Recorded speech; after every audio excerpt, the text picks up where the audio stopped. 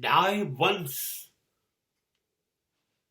and for that live throughout life. મરવાનું એક વખત જિંદગીના છેડે, જે નિશ્ચિત છે, અને એ મરવા માટે, મૃત્યુ માટે જીવવાનું આખી જિંદગી. તમે જ વિચાર કરો, આખી જિંદગી જ્યારે જીવીએ ત્યારે મૃત્યુ મળે છે. અને જિંદગી જીવીએ છે ખરા? જિંદગી જીવાય છે?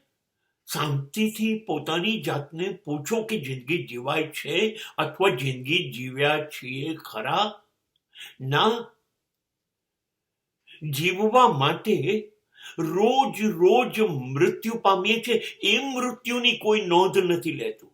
એક જ મૃત્યુની નોંધ લેવાય છે જે છેલ્લે આવે છે.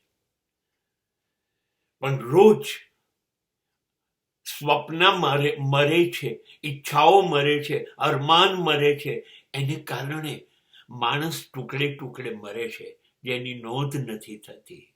એક વાર મરવા માટે જીવવાના નામે કેટલું મરવાનું.